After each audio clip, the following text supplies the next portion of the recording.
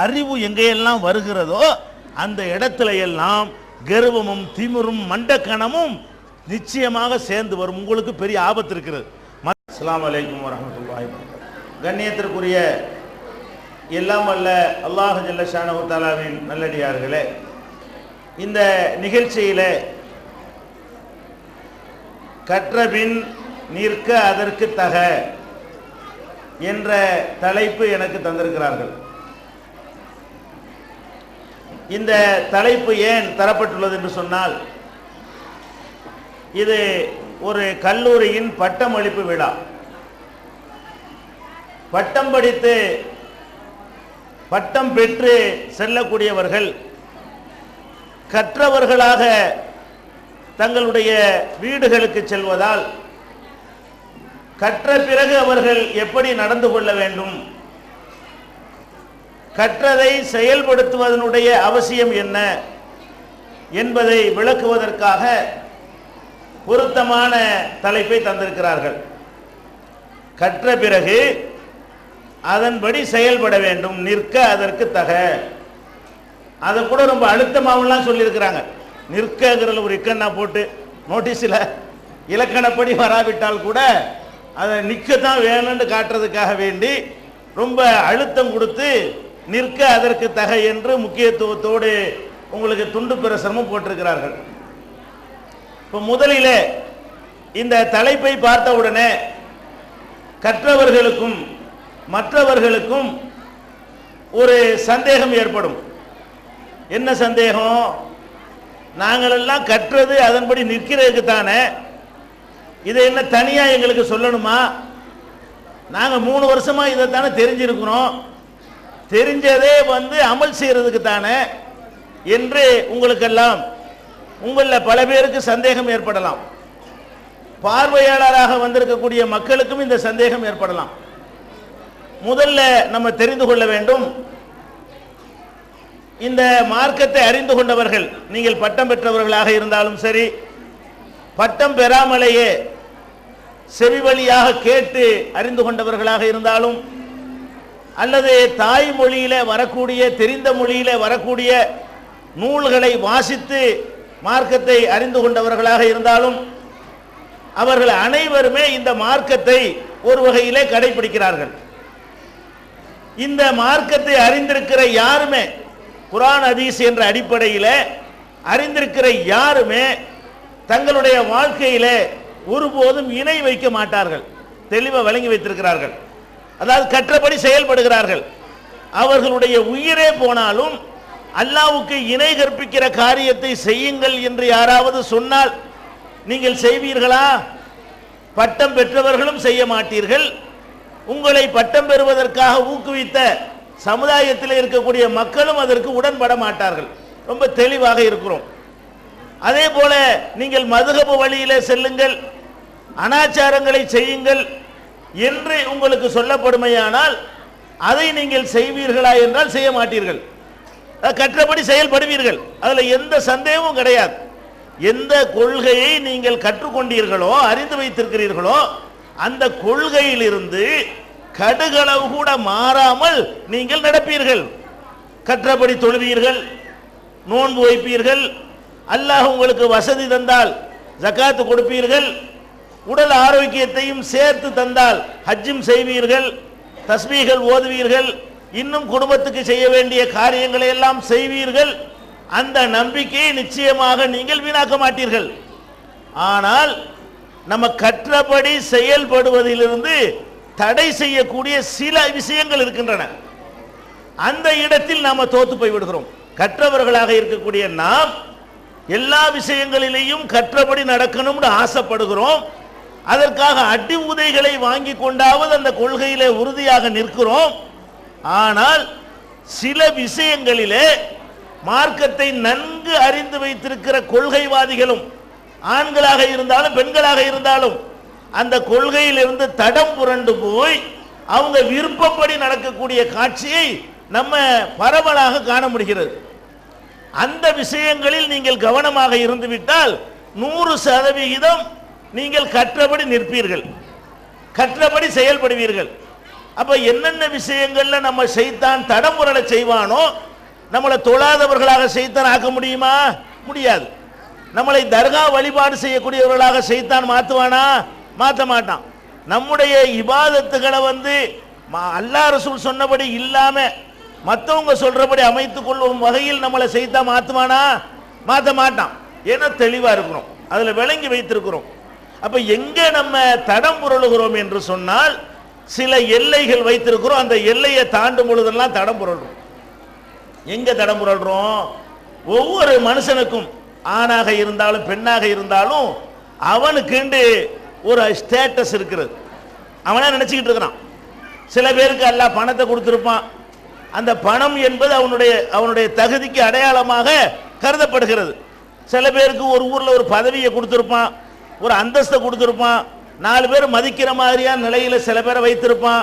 சில பேருடைய குடும்பம், அந்த குடும்பமா, ஆஹா சூப்பர் குடும்பம் என்று சொல்ற அளவுக்கு ஒரு பாரம்பரியத்தை எல்லாம் கொடுத்திருப்பான். இந்த மாதிரியான நிலையில் இருக்கக்கூடியவர்கள், அதாவது வாழ்க்கையிலே மற்றவங்களை விட ஏதாவது ஒரு வகையில உயர்ந்து நிற்பதாக கருதக்கூடியவர்கள் அந்த தகுதியின் காரணமாகவே மார்க்கத்தில் தடம் புரள்வார்கள். தகுதி இல்லாதவர்கள்ட்ட இந்த தடம் புரள்வது வராது. கொஞ்சம் தகுதி யார்கிட்ட கொஞ்சம் கூட இருக்கிறதோ அவர்கள் அந்த தகுதியை பறைசாற்றுவதற்காக மார்க்கத்தை முதுகுக்கு பின்னால் தூக்கி எறிவார்கள். எப்படி?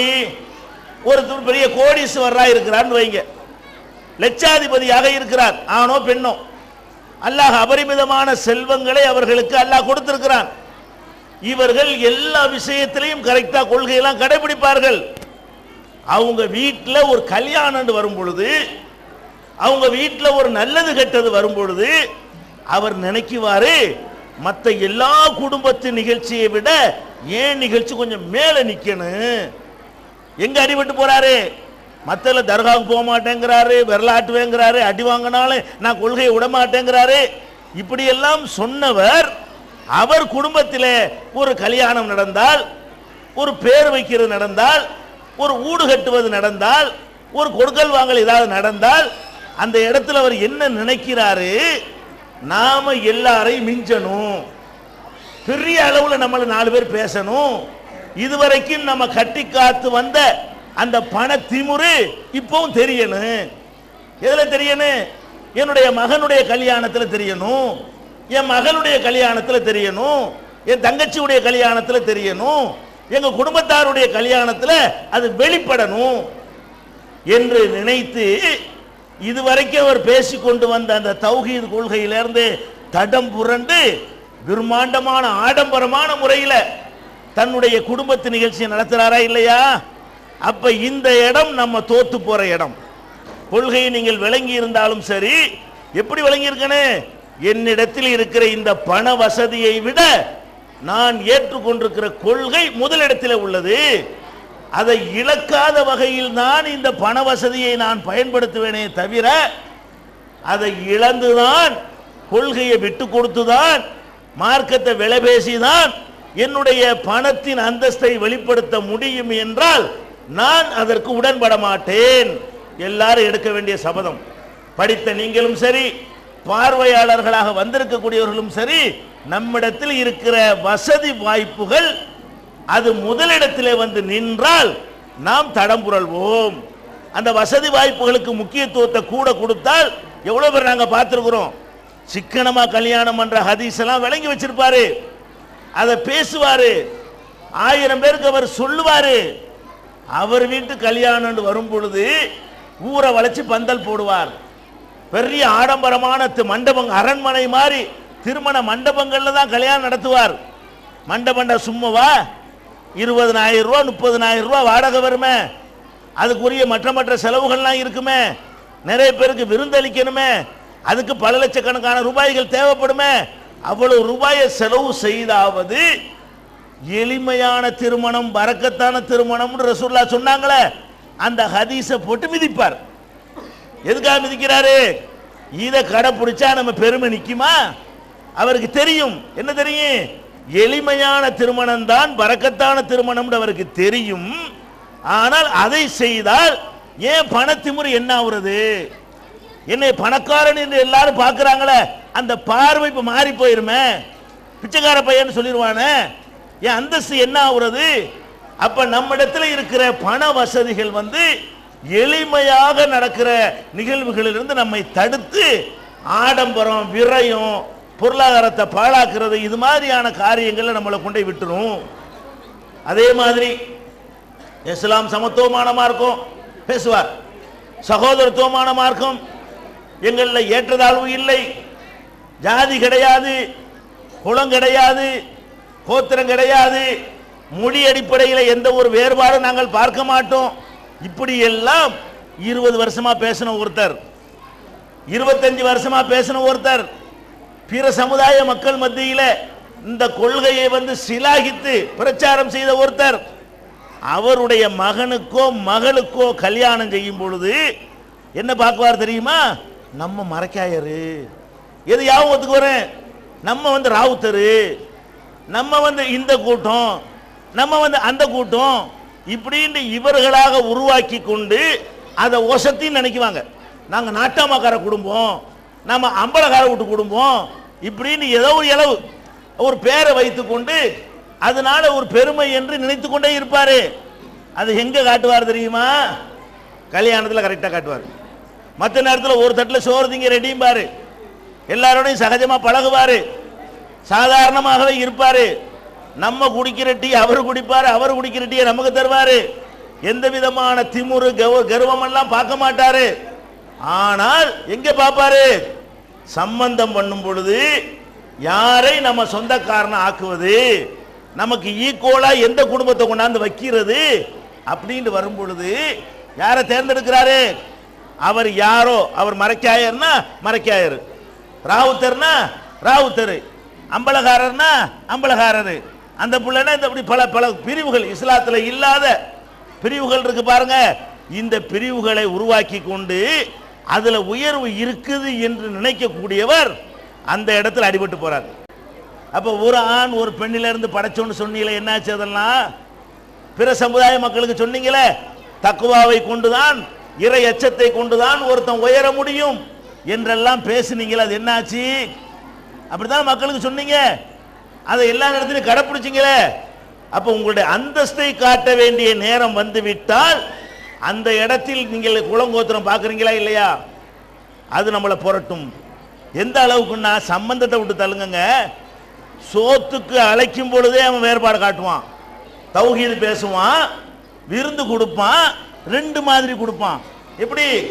ஸ்பெஷல் அட்டை ஒன்று இருக்கும், அந்த அட்டை 50 ரூபா 60 ரூபா இருக்கும், கல்யாண பத்திரிக்கை. இன்னொன்று அடிப்பான், அது 50 காசு தான் இருக்கும். இந்த 50 காசு அட்டை யாருக்கு?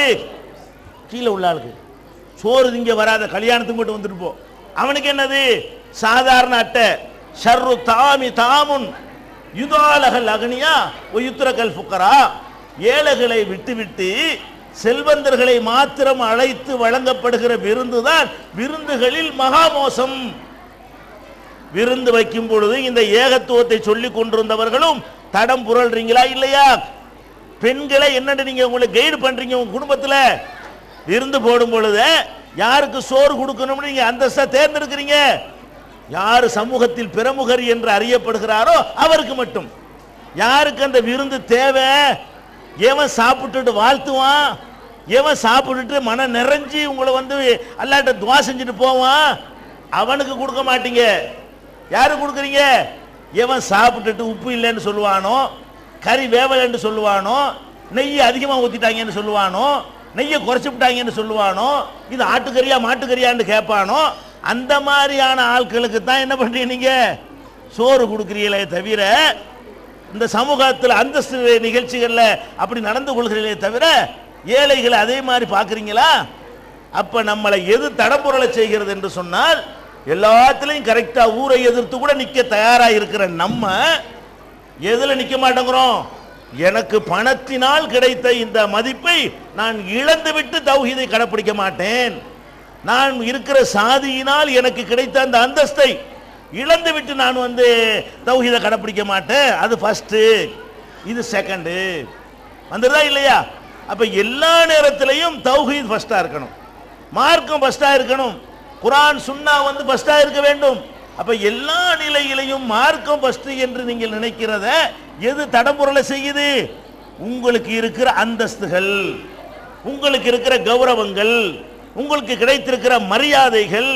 அல்லது சில பேர் இப்படி மார்க்கத்தை சொல்லி சொல்லியே ஊரறிஞ்ச ஒரு ஆளாயிருப்பான், பிரமுகராயிருப்பான்.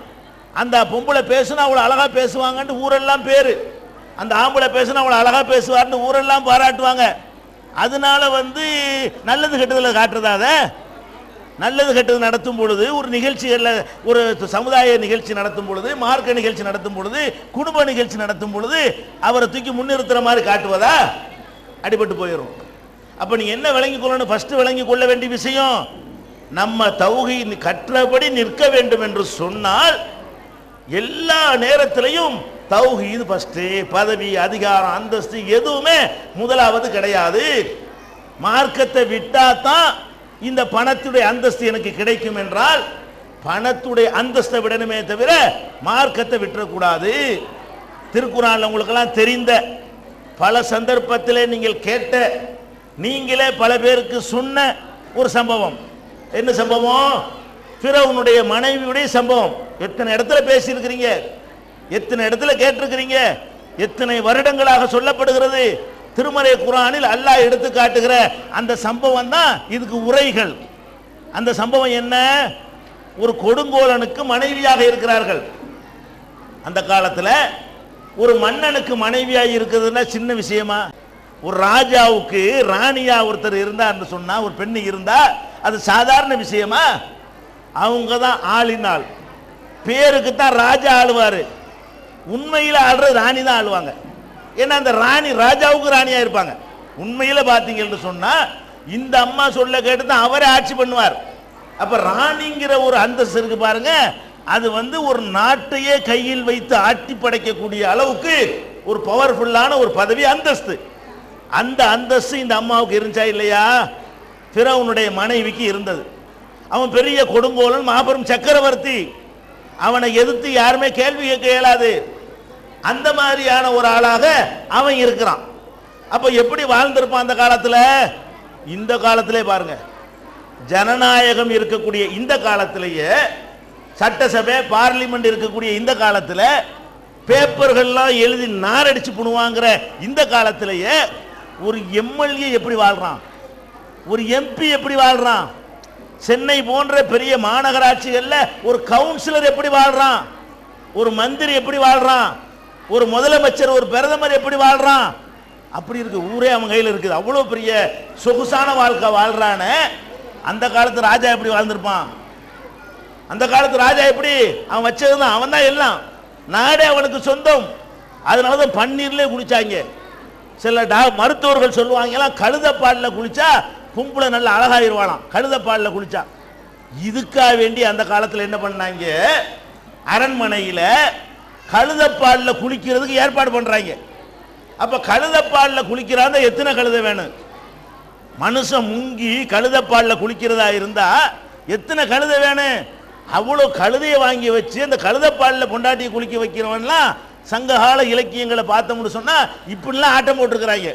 தங்கத்திலேயே செருப்பு, தங்கத்திலேயே சிம்மாசனம், எல்லாமே வாழு தங்கத்தில், வெட்டி கொள்றதுக்குள்ள வாழு கூட என்னது தங்கத்தில், எழுதுறதுக்குரிய எழுதுகோள் கூட தங்கத்தில், இப்படி எல்லாமே தங்கம். வீடு படுக்கிற கட்டில் தங்கத்தில் இருக்குங்க, வீசுற விசிறி தங்கத்தில் இருக்கும், நேரம் காட்டுற கடிகாரம் தங்கத்தில் இருக்கும். இப்படி எதை எடுத்தாலும் அவ்வளவு பெரிய ஒரு சொகுசாக வாழ்ந்தவர்கள் யாரு? அந்த காலத்து மன்னர்கள். அப்படிப்பட்ட மன்னருக்கு மனைவியாகத்தான் இந்த அம்மா இருக்கிறாங்க. என்ன பிரச்சனைங்க? இவங்க தௌஹீதை ஏற்றுக்கொள்றாங்க. யாரு? அந்த ராஜாவுடைய மனைவி ராணி இருக்காங்களே, அவங்க ஒரு இறைவன் தான், ஒரு கடவுளை தான் வணங்குவேன் என்று ஏற்றுக்கொள்கிறார்கள். மூசா நபி ஏற்றுக்கொள்றாங்க. அவன் நான் தான் கடவுள் இருக்கிறான். யாரு? அந்த ராஜா ஃபிரௌன் சொல்றான் நான் தான் கடவுள்.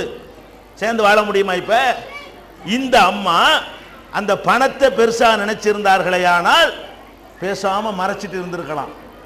அரண்மனையுடைய சொகுசை பெருசா நினைச்சிருந்தார்களே, ஆனால் அங்கேயே பேசாம இருந்திருக்கலாம். காட்டிக்கிற தேவையில்லை.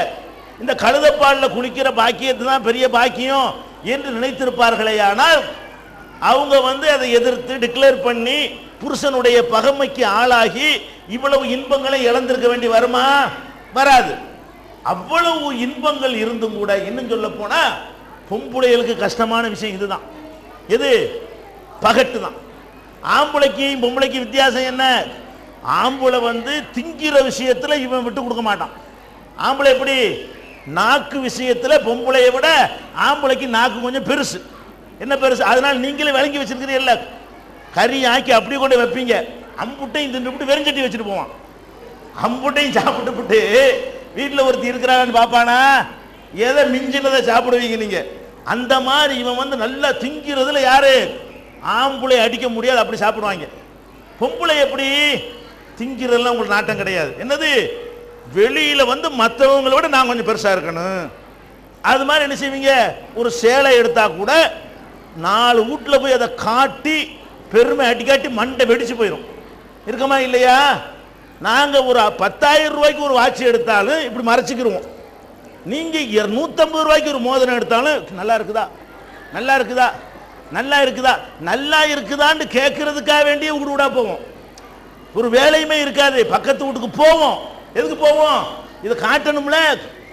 அதனாலதான் நீங்க பாருங்க, இன்னைக்கு வாழ்க்கையில எவ்வளவு சுகந்தங்கள் சந்தோஷங்கள்லாம் இருக்கு. அதையெல்லாம் விட்டுவிட்டு கல்யாணம் பண்ணி 15 நாள்ல புருஷனை வெளிநாட்டுக்கு ஏற்றி விடுறீல, அதுக்கெல்லாம் கூட என்ன காரணங்கிறீங்க? அந்த வீட்டுல இருக்கிற மாதிரி எங்க வீட்டுல வேணும்ல. அதான், வேற ஒண்ணும் கிடையாது. வேற என்ன சந்தோஷம்? புருஷனை கொண்டு வெளிநாட்டுக்கு அனுப்பி விட்டு இந்த நாட்டில் உட்காந்து எந்த சந்தோஷம் அனுபவிக்கிறீங்க? அவன் 7 வருஷம் கழிச்சு வரப்போறான்.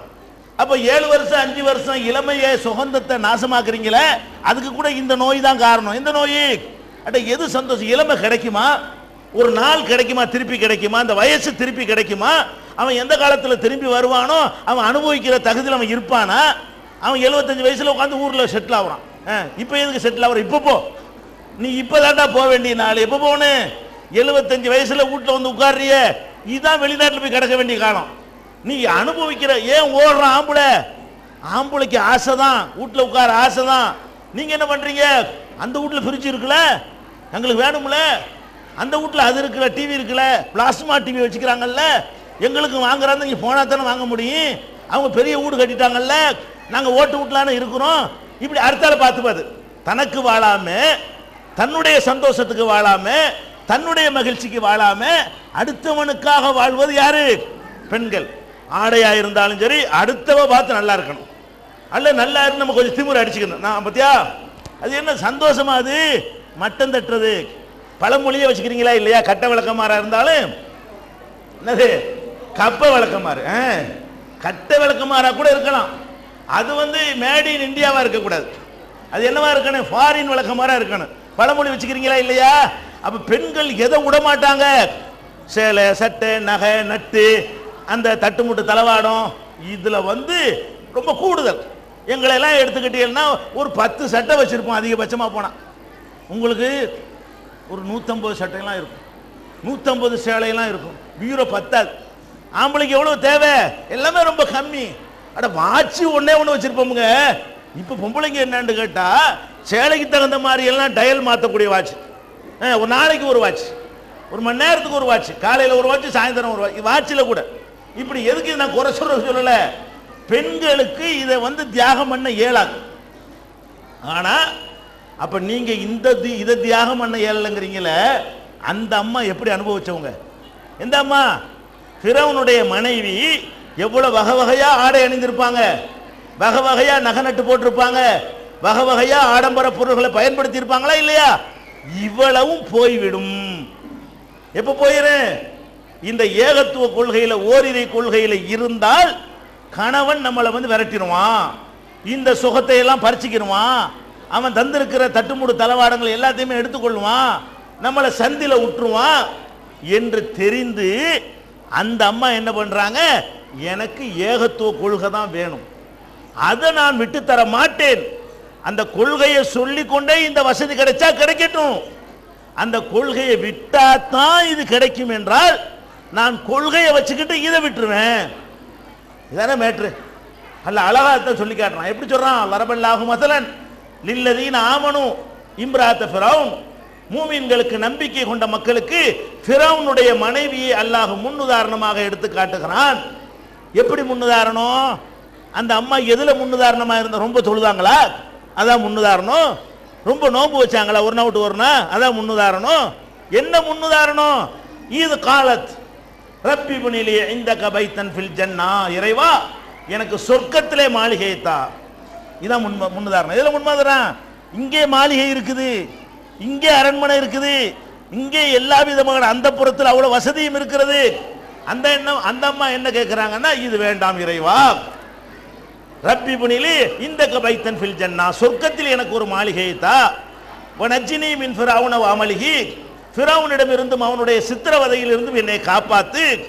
வனஜ்ஜினி மினல் கௌமில் ஸாலிமீன், அநியாயக்கார கூட்டத்திலிருந்து என்னை காப்பாத்து. அப்ப இந்த அம்மா இன்பங்களையும் இழந்திருக்கிறார்கள், சித்திரவதைக்கும் உள்ளாக்கி இருக்கிறார்கள். அதனால காப்பாற்ற சொல்றாங்க. இறைவா இந்த அரண்மனை வேண்டாம், அந்த அரண்மனையை கொடு, இங்க உள்ள அடி உதையை தாங்கிக்கிறேன், அங்க அடிச்சு விடாத, எங்க மறுமையில அடிச்சு விடாத, இங்க சித்திரவதை பண்றானா, இறைவா காப்பாத்து, இதை நான் தாங்கிக்கிறேன். அப்ப என்ன விளங்குது? இந்த ஓரிரை கொள்கையை சொன்ன காரணத்தினால் எல்லா இன்பங்களை இழந்தது ஒரு தியாகம், எல்லா துன்பங்களையும் சுமந்தது மற்றொரு தியாகம். இந்த விஷயத்தில் அந்த அம்மாட்ட உங்களுக்கு பாடம் இருக்கிறது. இந்த பாடத்தை வச்சா நீங்க கற்றபடி நிற்பீங்களா இல்லையா?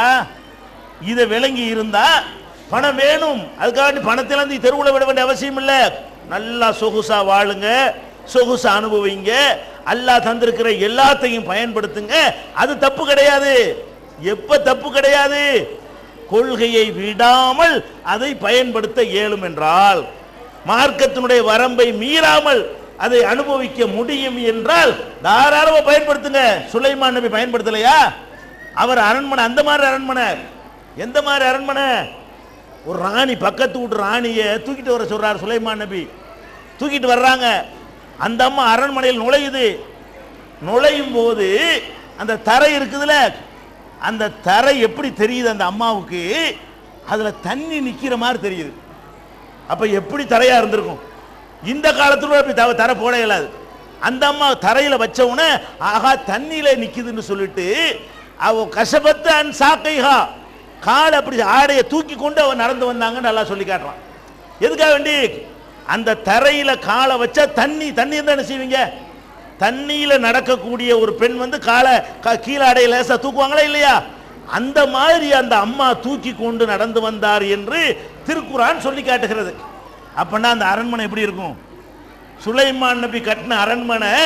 அந்த தரை நீங்க போடுற மார்பிள்லாம் இருக்க, இதெல்லாம் ஒரு விஷயமா? இதெல்லாம் ஒண்ணுமே இல்லை, ஜுஜிபி மாங்கல அப்படி உள்ளது. இதெல்லாம் அப்படி இது தண்ணியே நிக்கிற மாதிரி தோற்றம் தரக்கூடியது. அவ்வளவு சொகுசான ஒரு அரண்மனையில வாழ்ந்திருக்கிறார் ஒரு நபி. தப்பு இல்லை. அல்லாஹ் தந்தால் வாழுங்க. எப்ப வாழணும்? கொள்கையை விடாமல் தந்தால் தான். கொள்கையை வித்து தான் அது கிடைக்கும் என்றால் வேண்டாம். நான் கரெக்டான கொள்கையில இருப்பேன், அதுல காம்ப்ரமைஸ் பண்ண மாட்டேன், அதுல வளைய மாட்டேன், அதுல விட்டு கொடுக்க மாட்டேன், இஸ்லாத்தின் வரம்பை ஊர்கட்டத்தில் மீற மாட்டேன். அல்லாஹ் தந்து அனுபவிச்சுக்கிறான். அப்படித்தான் அனுபவிக்கணும். சுலைமான் நபி அனுபவிச்சிருக்கிறார். அது நமக்கு முன்னுதாரணம் இருக்கிறது. அது தப்பு இல்லை. அப்ப இந்த அம்மாவை போல நம்ம இருந்தோம் என்று சொன்னால் இதிலே நம்ம ஜெயித்து விட முடியும். எதில் ஜெயிச்சிருவோம்? நம்முடைய அந்தஸ்து, நம்முடைய பணம், நம்முடைய மரியாதை, நம்முடைய கௌரவம் என்பது இரண்டாவது இடத்திலையும், நாம் ஏற்றுக்கொண்ட மார்க்கம் முதலிடத்திலையும் உங்களுக்கு வைக்க முடியும் என்றால் நீங்கள் நிற்பீர்கள், கற்றபடி நிற்பீர்கள், கற்றபடி வாழ்க்கையிலே செயல்படுவீர்கள். இந்த தடையை நீங்கள் தகர்த்து எறிய வேண்டும். அடுத்தது என்ன? நம்மளை தடமுறை செய்கிறது பொருளாதாரத்தின் மீது நமக்கு இருக்கக்கூடிய அளவு கடந்த ஆசை. இது இருக்கிறவன் இப்படி தடமுறல்றான். இல்லாத ஆட்களுக்கு என்ன மேட்டர்னு கேட்டா, காசுன்னு வருதுன்னு வைங்களேன், விரல வெட்டி போடுறா, உண்டியல்ண்டா கூட போட்டுருவான். ஒரு 10,000 ரூபா போடுறான்னு போட மாட்டான். அதான் மனிதன் எப்படி படைக்கப்பட்டிருக்கான்னு கேட்டா, அவனுக்கு காசு தான் வாழ்க்கைன்னு நினைக்கிறான். எந்த அளவுக்கு அல்லாஹ் சொல்லி காட்டுறான், அம்மல் இன்சானு இதா மபுத்தலாஹு ஃபகதர அலைஹி ரிஸ்கஹு ஃபயகூலு ரப்பி அஹானன். ஒரு மனிதனை சோதிக்கும் விதமாக அல்லாஹ் அவனுடைய ரிஸ்கை, அவனுக்கு வழங்கி இருக்கிற செல்வத்தை கொஞ்சம் குறைத்து விட்டால் அவன் சொல்றான், ரப்பி அஹானன், என்னுடைய இறைவன் என்னை கேவலப்படுத்திட்டானே, எல்லாரும் அரண்மனையில் இருக்கிறானே, எல்லாரும் கார் வச்சிருக்கிறானே, எல்லாரும் நகரட்டு வச்சிருக்கிறானே, நான் மட்டும் இல்லாம இருக்கிறேனே, என்னை கேவலமாக்கிட்டானே. அப்ப மனுஷன் எதை பிரதானம் நினைக்கிறான்? காசு ஒண்ணுதான். காசுன்னா செல்வம். காசுங்கிற வீடா இருக்கலாம், பிரிட்ஜா இருக்கலாம், டிவியா இருக்கலாம், நகையா இருக்கலாம். காசுன்னு சொல்வது வந்து செல்வம். அப்ப மனிதன் நினைக்கிறான் இந்த உலகத்தில் கிடைக்கிற பாக்கியத்திலேயே பொருளாதாரத்தின் மூலம் கிடைக்கிற செல்வம் இருக்குதே அதுதான் பெரும் பாக்கியம் அப்படின்னு நினைக்கிறான்.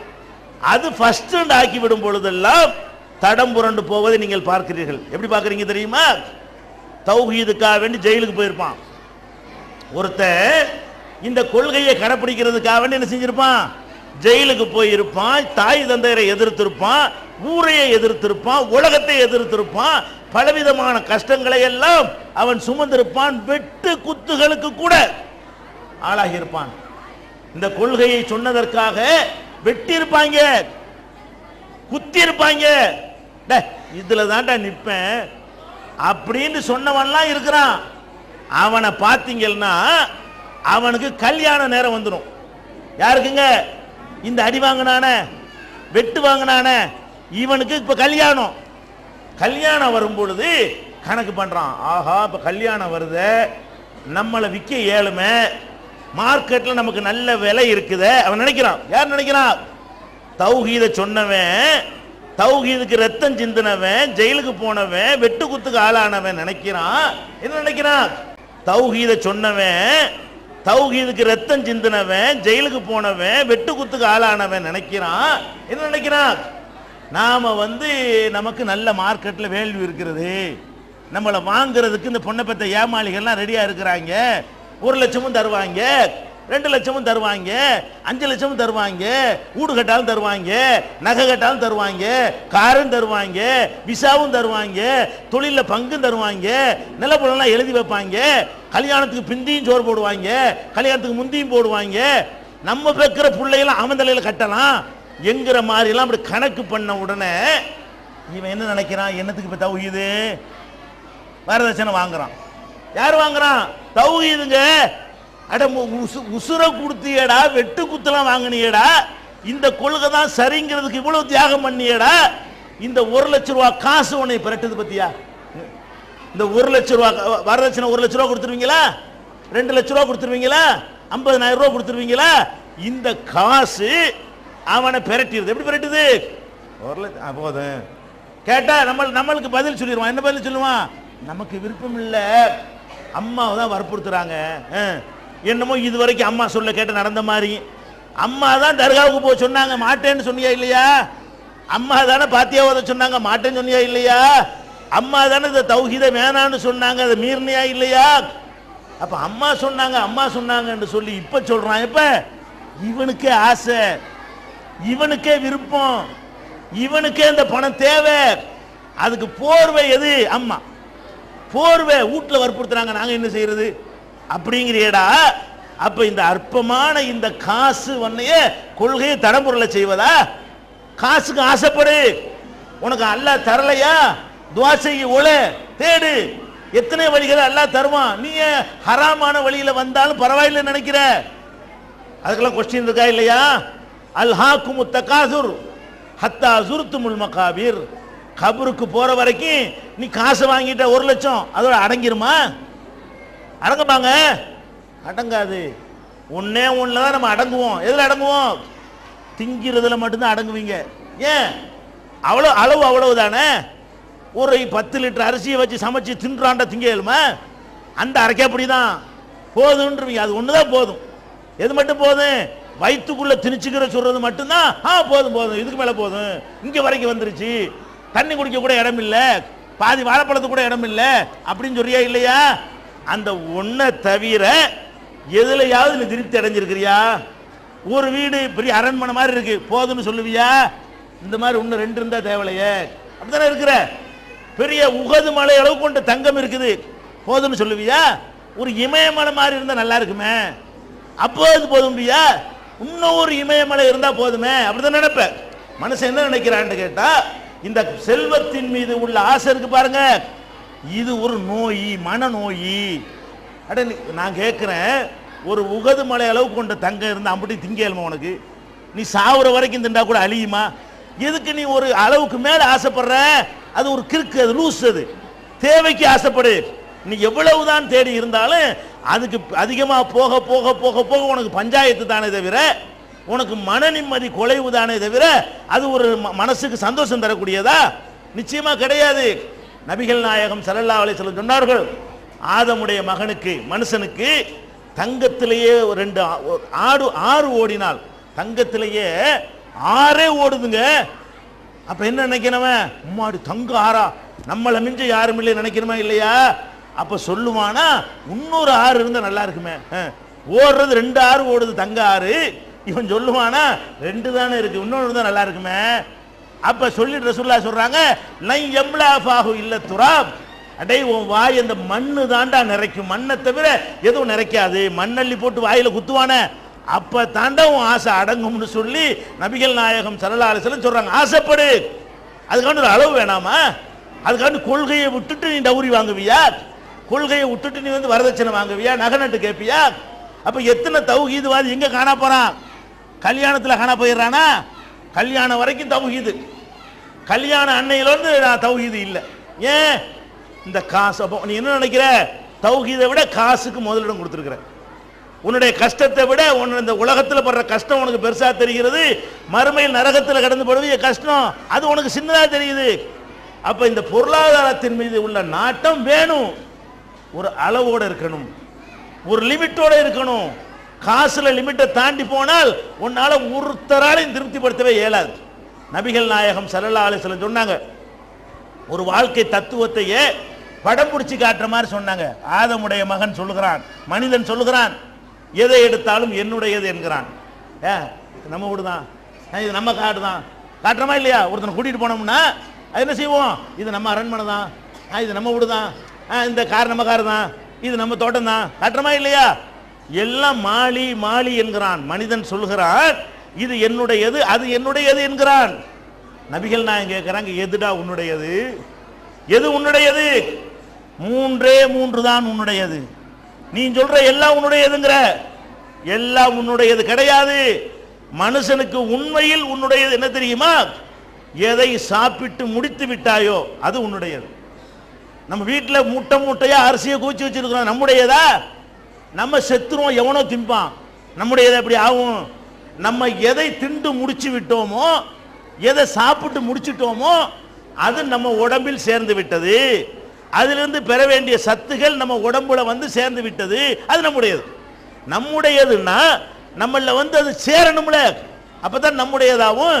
நபிகள் நாயகன் சொல்றாங்க, உன்னுடையது உண்மையில் எதுவென்று சொன்னால், எதை நீ சாப்பிட்டு முடித்து விட்டாயோ, உண்டு கழித்து விட்டாயோ அது உன்னுடையது. 2வது உன்னுடையது என்ன? எதை உடுத்தி கிழித்து விட்டாயோ அது உன்னுடையது. இந்த சட்டையை போடுறேன், இந்த கண்டிஷன்ல நான் மௌத்தா போயிட்டது என்னுடையதா? யாரோ போட போறான். இதை எவ்வளவுக்கு நான் பயன்படுத்தணுமோ அவ்வளவுக்கு இன்னும் பயன்படுத்தல, இது என்னுடையதா எப்ப ஆகும்? இது எவ்வளவு நாளைக்கு உழைக்குமோ அவ்வளவு நாளைக்கு போட்டு கிழிச்சு இனி எனக்கு வேணான்னு தூக்கி எறிகிறேனே, அப்பதான் இதை நான் யூஸ் பண்ணிருக்கிறேன், உண்மையில என்னுடையது ஆகியிருக்குது. அப்ப நீங்கள் எந்த ஆடையை உடுத்தி கிழித்து விட்டீர்களோ, பழசாக்கி விட்டீர்களோ, அந்த ஆடை தான் உங்களுடையதே தவிர பீரோல அடுக்கி அடுக்கி வைத்திருக்கிறீர்களே அது உங்களுடையது அல்ல. மண்டையை போட்டவுன யாருடையதாகவோ அது ஆக போகிறது, அது நிச்சயமாக உங்களுடையது அல்ல. 3வது உன்னுடைய, ரசூலுல்லாஹ் சொல்றாங்க பாருங்க, எதை திண்டு குடிச்சு முடிச்சிட்டியோ அது உன்னுடையது, எதை அணிந்து முடித்து விட்டாயோ அது உன்னுடையது. 3வது உன்னுடையது என்ன தெரியுமா? எதை மற்றவருக்கு கொடுத்து மகிழ்ந்தாயோ அது உன்னுடையது. அடுத்த ஆளுக்கு தர்மம் கொடுக்குறேன், 1000 ரூபாய் இவருக்கு கொடுக்குறேன், அங்க வரவாயிடுது. எங்க இவர்கிட்ட கொடுத்து அங்க வேற இடத்துல வாங்க போறோம் இல்லைங்க, இங்க போட்டு ஏடிஎம் கார்டை சொருவி நம்ம காசு எடுக்கிறோமா இல்லையா? பேங்கில் உடனே ரூபாயை போடுறோம், கார்டை சொருவி ரூபாயை போய் எடுத்துக்கிறோமா இல்லையா? அந்த மாதிரி ஒரு ஆளுக்கு நம்ம கொடுத்தா என்னது? டெபாசிட் பண்றோம், திருப்பி வாங்க போறோம், பெரிய இடத்துல வாங்க போறோம். சின்ன இடத்துல கொடுத்துப்புட்டு பெரிய இடம், வட்டிக்கு வட்டி உலகத்தில் ஹராமு, அதெல்லாம் தாண்டி எல்லாம் தர போறான். ஒன்றுக்கு 700, ஒன்றுக்கு 7000, 1000 ரூபாய் கொடுத்துட்டு 70,000 ரூபாய் வாங்க போறேன். அப்ப எது என்னுடையது? ஒரு ஆளுக்கு கொடுத்தது என்னுடையது, அடுத்தவருக்கு எதை கொடுத்தோம். அப்ப எதுக்கு இதை சொல்றாங்க? இந்த பொருளாதாரத்தில் உள்ள வெறிய குறைங்க, ஆசைப்படுங்க. காசு மட்டும்தான அளவுகோல். ஒரு பெண்ணை கசக்கி பிழிந்து கஷ்டப்படுத்தி ஏழை குமர்கள்லாம் வீடு வீடா தேங்கி இருக்கிறது கூட மறந்துட்டு எனக்கு 1 லட்சம் கூட 2 லட்சம் கூட கேட்கடா மனம் கட்டவன இதா பணத்தாசைப்படுறதுக்கு ஒரு அளவுகோல். அப்ப இந்த இடத்துல அடிபட்டு போறோமா இல்லையா? அப்ப இந்த காசுக்கு நீங்கள் விரும்புங்க, அது ஒரு தௌஹீதுக்கு அடுத்த விரும்புங்க, கொள்கைக்கு அடுத்து விரும்புங்க, மார்க்கத்துக்கு அடுத்தபடியா விரும்புங்க. மார்க்கத்துக்கு மேல விரும்பினீர்களே ஆனால் அடிபட்டு இதாவது பரவாயில்லை. வரதட்சணை 2 லட்சம் 3 லட்சங்கிறாங்க. சில பேர் இருக்கிறான் சோத்துல அவுட் ஆயிடுறான். இது கல்யாணத்தில் போய் பிரியாணி போடுவாங்க, மூக்க தொலைக்குமா தின்னுட்டு வந்துடுறாங்க. அந்த கல்யாணத்தில் உள்ள ஆடம்பரம் பண்றானே, இந்த கல்யாணத்துக்கு நம்ம போகலாமா? வரதட்சணை வாங்கி கல்யாணம் பண்றானே, இந்த கல்யாணத்துக்கு நம்ம போகலாமா? விதத்தை அனாச்சாரங்கள் பண்றானே, இந்த கல்யாணத்துக்கு நம்ம போகலாமா? மூக்கு தான் இப்ப, மூக்கு நாக்கு தான் இப்ப ஃபர்ஸ்ட் முதலிடம். எதுக்கு? இந்த சோத்துக்காக வேண்டி அரைக்காப்படி அரிசி சோத்துக்காக எவ்வளோடா பிரியாணி இருக்கு? ஒரு கடையில் வாங்கினா 100 ரூபா இருக்குமா? 200 ரூபாய் இருக்குமா? தேவாமிர்தமாவே இருக்கட்டுமே 200 ரூபாய் இருக்குமா? இந்த சோத்துக்காக வேண்டி கட்டி காத்த கொள்கையை விடுறீங்களடா. எவ்வளவு காலம் கட்டி காத்தீங்க? வரதட்சணை வேணாம் வேணாண்டீங்க. வரதட்சணை வீட்டில் சோறு தண்ணு கொஞ்சம் நாக்க தொங்க போட்டு நிக்கிறீங்களே, அப்புறம் என்ன வரதட்சணை வேணாம் எப்படி ஒழியும்? அந்த வீட்டுல போய் சோத்தை தின்ட்டு வந்தா வரதட்சணை ஒழியுமா வளருமா? ஏன் உனக்கு சோத்தை தியாகம் பண்ண முடியல? லட்சக்கணக்கான ரூபாய்களுக்கு தான் நீ பேராசை பிடிச்சி அலைகிறேன்னு பார்த்தா அற்ப 50 ரூபாய்க்கு அலைகிறாய், அற்ப 100 ரூபாய்க்கு அலைகிறாய், ஒரு சின்ன சின்ன சின்ன பொருளுக்கு அலைகிறாய். அப்ப நம்ம என்ன பார்க்கிறோம்? பணத்தாசை என்பது, பொருள்கள் மீது கொண்ட ஆசை என்பது ஒரு எல்லையில இருக்க வேண்டும். அது ஒரு எல்லையை தாண்டி விட்டீங்க தௌஹீது போயிருக்கு. கற்றபடி உங்களால் நிற்க முடியாது. இவன் ஒருத்தன் காசுதான் பெருசு நினைக்கிறானோ அவன் 3 வருஷம் இல்ல 300 வருஷம் படிச்சாலும் அவனால் நிற்க முடியாது. காசை போட காசாது மண் அப்படி சொல்லணும். ஏன்? அல்லாஹ் தந்திருக்கிற பாக்கியத்தில் காசுக்கு மிஞ்சின நீங்க நினைக்கிற காசு பாக்கியம் எது பாக்கியம் இல்ல? உங்களுக்கு தந்துக்கிற கண்ணு பாக்கியம் இல்ல, மூக்கு பாக்கியம் இல்ல, உங்க வாய் பாக்கியம் இல்ல, அந்த பல்லு பாக்கியம் இல்ல, உங்க உடலுக்குள்ள ஏராளமான மிஷினரிகளை வச்சிருக்கான அல்லாஹ் அது பாக்கியம் இல்ல, உங்க கை பாக்கியம் இல்ல. எவ்வளவு பாக்கியம் இருக்கிறது? எல்லாத்தையும் இவ்வளவு பாக்கியத்தை அல்லாஹ் கொடுத்துருக்கிறான். இவன் என்ன பண்றான்? அந்த கோடீஸ்வரனை பார்க்கறான். கோடீஸ்வரனுக்கு என்ன இல்ல? கிட்னி இல்ல. கோடீஸ்வரனை பார்த்து ஹோ அரண்மனை எனக்கு குடிசேங்கிறான். அட உனக்கு குடிசடா, உனக்கு மிஷின் வேலை செய்யுத, குடிக்கிற தண்ணியை வெளியேற்றுத, அவனுக்கு மிஷினை வச்சுல ஏற்ற வேண்டி இருக்கு. அவனுக்கு கிட்னி போயிடுச்சே, டயாலிசிஸ் பண்ணி ஆகணுமே, அதுக்கப்புறமும் கிட்னி தானமும் கூடாட்டாங்க, இப்ப கெடுபடி பண்ணிட்டாங்க, சாக வேண்டியதான். அந்த மாதிரி இருக்கிற ஒருத்தனை பார்த்து நீ பொறாமப்படுறிய, நீ என்ன நினைக்கணும்? அல்லாஹ் எப்படி அழகா உடம்பு வச்சிருக்கிறான், எவ்வளவு ஆரோக்கியமா வச்சிருக்கிறான், சாப்பிட்றது செரிக்குத. பணக்காரன் பேருங்க. டாக்டர் சொல்லிடுவாரு காலையில் 2 இட்லி சாப்பிடு. நீ என்னத்துக்கு இந்த பணம்னு கேட்குறேன். இந்த பணம் எடுத்துக்கடா, எதுக்கு நீ ஆசைப்படுற? நீ எதுக்காக வேண்டி வரதட்சணை வாங்குற? அந்த வீட்டுலமா நானும் இருக்கணும். என்ன அந்த வீட்டில் இருக்கிறாங்க அவ்வளவு நோய்களை எல்லாம் கொடுத்து வச்சுக்கிறான். வீட்டில் உள்ள வேலைக்காரன் திம்பான், இவன் பார்த்துக்கிட்டே இருப்பான். மோப்பம் தான் பிடிக்க யாருக்கு? முதலாளிக்கு. சம்பளம் கொடுக்குற முதலாளி மோப்பம் பிடிப்பான். வீட்டில் வேலை பார்க்குறவன் எல்லாத்தையும் சாப்பிடுவானா இல்லையா? அவன் பிரியாணி வெட்டுவான்ல, நீ கேழ்வரகு கஞ்சி குடிக்க சொல்லிடுவானா இல்லையா டாக்டரு? அப்போ உனக்கு உப்பு இல்லாத கேழ்வரகு கஞ்சி, அவனுக்கு பிரியாணி. இப்போ யார் முதலாளி? நீ முதலே அவன் முதலாளியா? அந்த வீட்டை வாங்கினவன் கஷ்டப்பட்டவன் சம்பாரிச்சு, உனக்கு கேழ்வரகு, அவனுக்கு பிரியாணி. யாருக்கு? உன்கிட்ட வேலை செய்யறவனுக்கு. இப்போ எதுக்கு நீ ஆசைப்படணும்? அப்போ அல்லாஹ் நிறைய நமக்கு தந்திருக்கணும். நம்ம என்ன நினைக்கிறோம்? காசு தான். காசை தவிர அப்படி எல்லாம் சொல்லி காட்டுறான். அலம் நஜி அல்லஹு ஐனைனி, அடே உனக்கு 2 கண்ணை தரல, ஒரு லிசானு ஒரு நாக்க தரல, ஒரு சபத்தை நீ 2 உதரை தரல. இப்படி அல்லாஹ் வந்து உடல்ல தந்த பாக்கியத்தை அப்படி பட்டியல் போடுறான். இதை நீ புரிந்து கொண்டால், இந்த காசுக்காக வேண்டி பள்ளி நிற்கிறாயே, ஒரு 100 ரூபா ஒருத்தன் கொடுத்தாங்கிறதுக்காக வேண்டி ஹீகின்னு பல்ல காட்டுறானுங்க, மார்க்க வரம்பை மீறி எந்திரிச்சு நிற்கிறானுங்க, காலில் விழுந்து கும்பிடுறானுங்க. உன்னுடைய சுயமரியாதைக்கு விலை 100 ரூபா தானா? நீ கட்டிக்காத அந்த கொள்கையுடைய ரேட்டு வந்து வெறும் 100 ரூபா 50 ரூபா தானே? அப்ப நம்ம இந்த பொருளாதார ஆசை தான் தௌஹீதவாதிகளை தடம்புரள செய்வதில் முதலிடத்தில் இருக்கிறன்னு நம்ம சொல்ல முடியும். தௌஹீதவாதி என்ன நினைக்கிறான்னா, நம்ம தான் ஷிர்க் வைக்கலையே, நம்மளதான் எதை மன்னிப்பான்? இதையா மன்னிப்பான்? கடனையா மன்னிப்பான்? காசையா எல்லாம் மன்னிப்பான்? அல்லாஹ்வுக்கு செய்யற விஷயங்கள்ல தவறு செஞ்சா மன்னிப்பான். இவன் என்ன பண்றான்னு கேட்டா, வாங்கின கடனை சரியா திருப்பி கொடுக்கிறதுக்கு ரொம்ப பின்தங்கி இருக்கிறவனா நீங்க இருக்கிற. அப்ப என்ன தௌஹீது? நீ என்னத்தை கற்று என்னத்தை நின்ற எல்லாம் போய் தொலைஞ்சிருமாடா உதவி. யோசிச்சு பாரு, எல்லாம் போயிருமே. என்கிட்ட 10,000 ரூபாய்க்கு நீ மூத்தா போனீங்கன்னா உன் தொழுகை எனக்குல. நீ 20,000 ரூபாய் என்கிட்ட வாங்கி நீ மூத்தா போனா நீ வச்ச நோம்பையெல்லாம் அல்ல எனக்கு பிடிச்சி தந்துருவானே. அப்ப மறுமை நாள்ல எதை கொடுப்பான்? நம்ம யார்ட்டையாவது கடன் வாங்கிய நிலையில் மரணித்து விட்டால் நம்ம செஞ்ச அமல்களை எல்லாம் பறித்து அவனுக்கு கொடுப்பான் இருக்குத. ஒண்ணுமில்லாம போய் நிப்பியடா, வெறுங்கை வீசிட்டு போய் நிப்பிய. அப்ப நீ என்ன விளங்கணும்? இந்த ஒரு பேசிக்கை நீ விளங்கணும். பொருளாதார விஷயத்துல நெருப்பு மாதிரி இருக்கணும். அளவுக்கு மேல ஆசைப்படக்கூடாது. அடுத்தவன் காசு எனக்கு தேவையில்லை, அடுத்தவனுடைய சல்லி காசுக்கு நான் விலை போக மாட்டேன் அப்படிங்கிற மாதிரி நீ இருந்தா தான் நீ கற்றபடி நின்றேன்னு அர்த்தமாகுமே தவிர, நிறைய தொழுது விட்டு நீ அதாவது கடன் வாங்கின அவ்வளவு பேருமே உலகத்துக்கு தொழுகிறான், அவனுக்கு தொழுவல. தெரிஞ்சுக்கிறங்க, கடன் வாங்கின அவ்வளவு பேருமே வைக்கிற நோம்பு அவனுக்கு இல்ல, ஊருக்கு நோம்பு வைக்கிறான். ஏன்? அந்த நன்மை ஊருக்கு போய் சேரப்ப இவனுக்கு கிடைக்காது. யார்கிட்ட கடன் வாங்கினா அவனுக்கு போய் சேருமே தவிர இவனுக்கு அந்த நன்மை கிடைக்காது. கடன் வாங்க பயப்படுங்க. தௌஹீத்வாதிகள், ஏகத்துவத்தில் உள்ளவர்கள் என்ன செய்யணும்? ஒரு மௌத்து ஹயாத்து, ஒரு எமர்ஜென்சி அவசர நிலை, அதுக்கு கடன் வாங்க. ஓட்டு வீட அரண்மனை ஆக்குற கடன் வாங்காதீங்க. குடிசைய ஓடாக்குற கடன் வாங்காதீங்க. 5 கிராம 10 கிராம ஆக்குற கடன் வாங்கவே செய்யாதீங்க.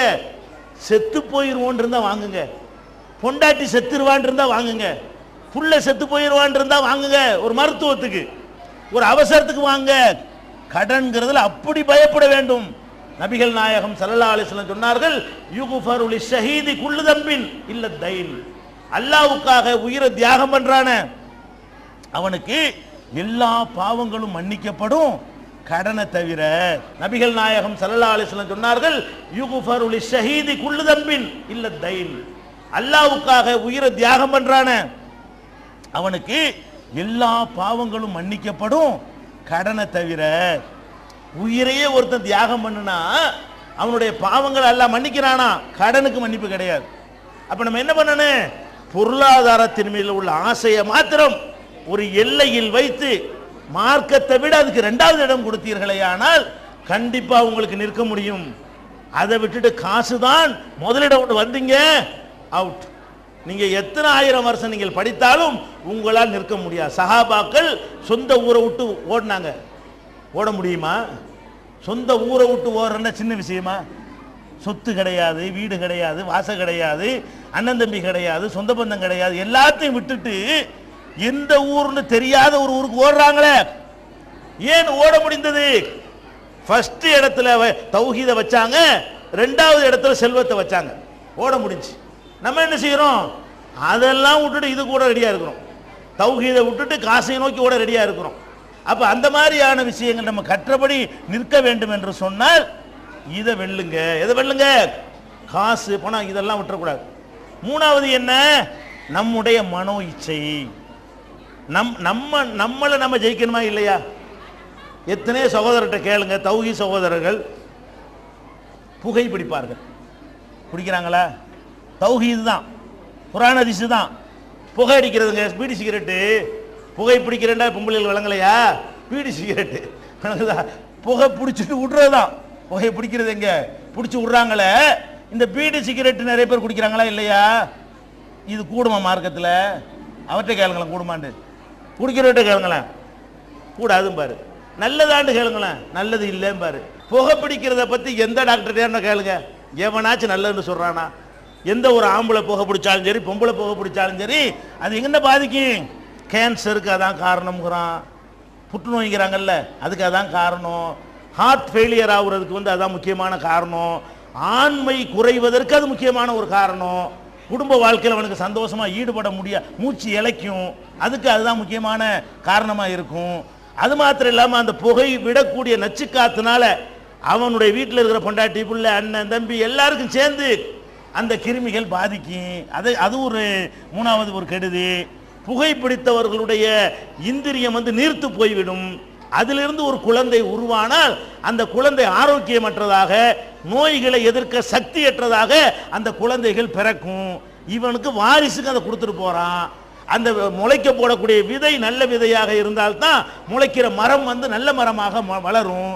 நெல் முளைக்கிறவங்க கூட என்ன செய்வாங்க, கோட்டை நெல்லுன்னு தனியாக எடுத்து வைப்பாங்க. அப்போ இவன் என்ன பண்ணுறான், புகைப்பிடிப்பதன் மூலமாக தன்னுடைய உயிரணுக்களை வந்து பலவீனப்படுத்துகிறான். உடம்புல உள்ள உயிரணுக்களை பலவீனப்படுத்துகிறான். அதுக்கெல்லாம் மேலே காசை கரியாக்குறான்.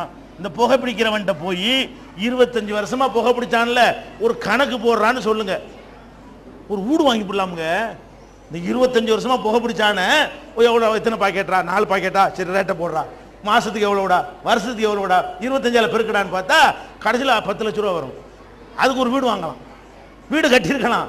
அப்போ இவன் என்ன காசை கரியாக்குறீதான். காசை கரியாக்குறது இருக்க, ஒரு பக்கம் பட்டாசு கொளுத்தி ஒரு பக்கம் கரியாக்குறாங்க. அவங்க அறியாமையில் பண்ணுறாங்க. இவன் என்ன பண்ணுறான், காசு நெசமாவே கரியாவதா இல்லையா, கண்ணுக்கு முன்னாடியே காசு சாம்பலா போகுதா இல்லையாங்க. அப்ப காசை இவ்வளவு வேலை செய்றீங்களப்பா, ஏன் செய்றீங்கன்னு கேட்டா விட முடியல. அப்ப நீ என்னது, மார்க்கத்தை விட உன்னுடைய நப்சுக்கு முதலிடம் கொடுக்கிறாய். முடியலன்னா ஜெயிக்க முடியும். நோம்புல விட்டுருக்கலையா, முடியலைங்கிற நெசமா, என் காலையிலேருந்து ராத்திரி வரைக்கும் குடிக்காம தானே இருந்த, முடியும். உனக்கு மன தைரியம் பத்தல, தன்னம்பிக்கை பத்தல, நினைச்சா முடியும். ஒரு செகண்ட தொட மாட்டேன் பாப்போமா அப்படின்னு செஞ்சு பாரு, உனக்கு முடியும். அப்ப என்ன செய்யணும், என் மனசு விரும்புது, என் மனசு கேட்குது, என் உடம்பு கேட்குது என்கிற நிலை வரும் பொழுதெல்லாம் நாம தௌஹீத இரண்டாவதுக்கு தள்ளி விடுவோம். தௌஹீத முதலிடத்தில் வைப்பதாக இருந்தால் நம்ம மனசு கேட்குது என்கிற நோயிலிருந்து நம்ம வெல்லணும். மனசு கேட்கும், பல விஷயங்களை கேட்கும், தூங்கிக்கிட்டே இருக்கிறத கேட்கும், நோம்பு வைக்காம இருக்கிறத மனசு கேட்க. நோம்பு வச்சா திங்க இயலாதுல, நோம்பு வைக்க நல்லா மேயலாம்ல, கேட்கும். அதுக்காக கொடுக்க முடியுமா? அப்போ உடம்பு கேட்குது, மனசு கேட்குது, எங்களுக்கு விருப்பமாக இருக்குது என்ற அளவுகோலை எங்கே முன்னிலைப்படுத்துகிறீர்களோ அங்கெல்லாம் உங்களால் கற்றபடி நிற்க முடியாது. மனசு கேட்டாலும் சரி, என் இறைவன் இதை கேட்பானா, இறை தூதர் இதை ஏற்றுக்கொள்வார்களா? இப்படி நீங்க பார்த்தீங்க என்று சொன்னா கற்றபடி உங்களாலும் யாராலும் நிற்க முடியும். அப்ப கற்றபடி நிற்பதுங்கிற தலைப்பு வந்து ரொம்ப விரிவான, நம்முடைய அனைத்து தடைகளையும் பற்றி விளக்கமாக சொல்ல வேண்டிய ஒரு விஷயம். அதனால இந்த 3 விஷயத்தை மட்டும் இப்போ வச்சுக்கிறோம். எந்த 3 விஷயம்? நமக்கு இருக்கிற அந்தஸ்துகள், தகுதிகள், செல்வாக்குகள், பதவிகள், இதுகளெல்லாம் கொள்கையை விட 2வது இடம் என்று எப்போ முடிவு செய்கிறோமோ அப்ப நம்ம கற்றபடி நிற்க முடியும். பொருளாதாரம் என்பதன் மீது வந்த ஆசை வேண்டும், இருக்கணும். பொருளாதாரம் இல்லாட்டி உலகத்தில் வாழ முடியாது, அப்படி எல்லாம் படைச்சிருக்கிறான். அந்த ஆசை தௌஹீதுக்கும் மார்க்கத்துக்கும் அடுத்த நிலையில் எப்போதெல்லாம் வைக்கிறோமோ அப்போதெல்லாம் நம்மளால் கற்றபடி நிற்க முடியும். நம்முடைய மனோ இச்சை, அதை வந்து இச்சைப்படுறது நம்ம செய்யணும். அது எப்படி செய்யணும்? அல்லாஹ் விரும்புகிறபடி, ரசூல் விரும்புகிறபடி அதை செய்யணுமே தவிர இச்சைங்கிற ஒரு காரணத்திற்கு மாத்திரம் முதலிடம் கொடுத்து அல்லாஹ் ரசூலை பின்னுக்கு தள்ளுனா, கொள்கையை பின்னுக்கு தள்ளுனா அந்த இடத்துல நம்மளால் என்ன செய்ய முடியாது, நிற்க முடியாது. இது மாதிரி நிறைய தடைகள் இருக்கிறது. அதுகளை எல்லாம் தகர்த்து எறிந்து விட்டு குர்ஆன் சுன்னாதான் எங்களுக்கு முதன்மை, மறுமை தான் முதன்மை, மார்க்கம் தான் முதன்மை, அல்லாஹ் தான் முதன்மை என்கிற சிந்தனையை மனசில் வளர்த்து கொண்டவர்களாக நீங்கள் செல்ல வேண்டும். இறுதியாக எல்லாரும் சொல்ற ஒரு அறிவுரையை நானும் சொல்லி முடிச்சிடுறேன். இந்த ஆலிமாக்களுக்கு மட்டும் பட்டம் வாங்கியிருக்கிறீங்கல்ல, அவங்களுக்கு மட்டும் சொல்ல வேண்டிய அந்த செய்தி என்னன்னு கேட்டால், பொதுவாக ஒரு செய்தியை மனுஷன் அறிகிறான் பாருங்களேன், அது ஒரு பெரிய கிஃப்ட், அல்லாஹ் கொடுக்குற ஒரு கிஃப்ட் தான் விஷயங்களை அறிந்து கொள்ளுதல் என்பது.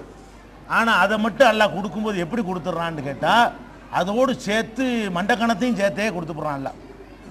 இப்லீஸுக்கு மேலேயா, இப்லீஸுக்கு மேலே ஒரு அறிவாளியா, அவன் அப்படி இடத்துல அல்லாஹ் வச்சிருந்தான் இப்லீஸை.